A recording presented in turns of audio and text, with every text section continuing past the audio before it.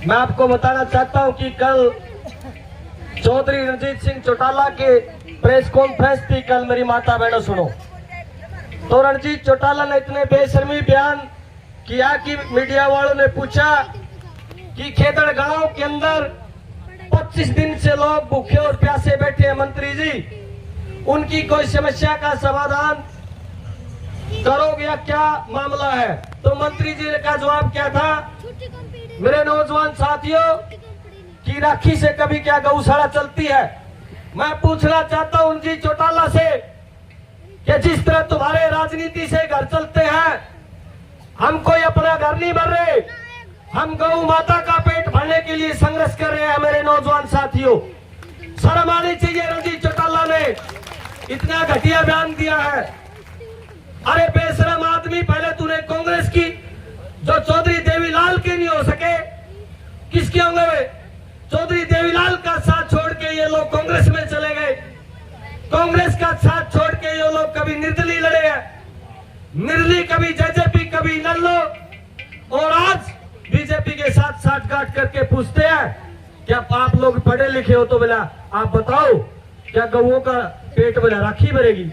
अरे हमारी गौओं का पेट तो उस राखी से भरा था। बेशरम, शर्म आना चाहिए तेरे को। हमारी गौओं का पेट तो उस राखी से भरा था।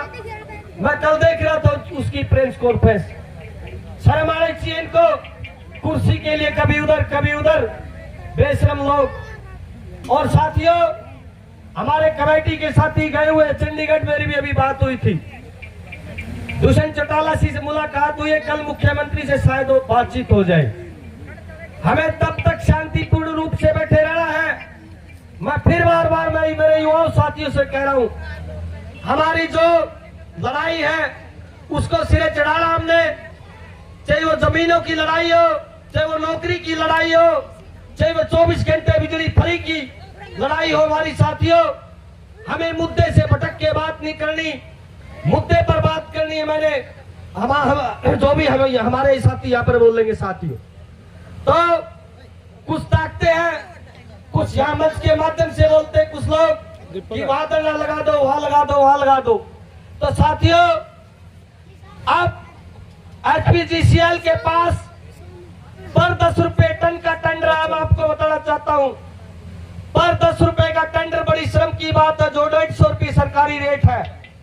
क्योंकि जो मंत्रियों के आदमी हैं, जिनकी बड़े बड़े मंत्रियों के साथ साठगांठ है साथियों, अब इसका प्रोटोकॉल ये बढ़ाएंगे कि इसको ऑफलाइन टेंडर किया जाए, और ऑफलाइन टेंडर करके जो अपने निजी व्यक्ति निजी आदमी है उनको ये टेंडर दिया जाए। साथियों, हमारी मांग यही रहेगी। मैं कमेटी के सदस्य और गौशाला की कमेटी के सदस्य को भी चेताना चाहता हूं कि आपको 10-20% का ये लालच देंगे, ये हमारी मशीन लगवाने का लालच देंगे, लेकिन साथियों हमें एक ही मांग रखनी है कि टेंडर कैंसिल तो टेंडर कैंसिल। साथियों, हमें कोई कॉम्प्रोमाइज नहीं करना है। तो मेरे बुजुर्गों और नौजवान साथियों, संघर्ष जितना कड़ा होगा उतनी ही बड़ी आपकी जीत होगी। मैं दावे के साथ कहता हूं साथियों, उतनी ही बड़ी आपकी जीत होगी। और एक तरफ ये बीजेपी के लोग, ये कच्छाधारी लोग कहते हैं कि गौ बचाओ, गौ माता बचाओ, और दूसरी तरफ ये लोग गौ को मारने के लिए तुले खड़े हैं। बड़ी बेशर्म की बात है, बेशर्म आनी चाहिए इनको। धर्म के नाम पर बांटते, कभी जाति के नाम पर बांटते हैं, कभी ये जाट नॉन जाट के नाम बांटते हैं। इन लोगों का बहिष्कार होना चाहिए। और मैं बताना चाहता हूं मेरे खेदड़ गांव के नौजवान साथियों, अगर हमारी मांगे नहीं मानी गई तो हम खेदड़ गांव के अंदर किसी मंत्री को नहीं घुसने देंगे, चाहे वो रणजीत चौटाला हो, चाहे दुष्यंत चौटाला हो, कोई भी हो। हम गांव खेदड़ के अंदर घुसने नहीं देंगे। उस रणजीत चौटाला को भी हम देख लेंगे जो इतना बेशरम बयान दे रहा है। तो साथियों, हमें एकजुटता के साथ लड़ाई लड़नी है, हमें पूरी ताकत के साथ लड़ाई लड़नी है। पूरे देश के अंदर मैसेज जा चुका, मेरे पास भी दूर दूर से फोन आ रहे हैं कि पहला देश के अंदर आंदोलन है खेदड़ गांव के अंदर, जो गौ बचाओ आंदोलन है, पहला हमारे देश के अंदर कहीं आंदोलन हुआ है वो खेदड़ गांव के हुआ। साथियों,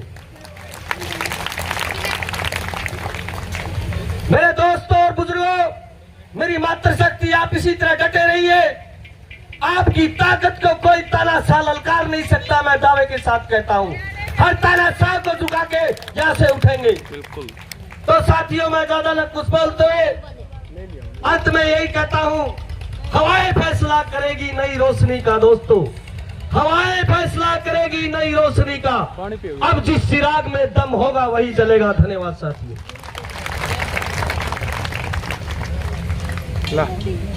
रुक जा।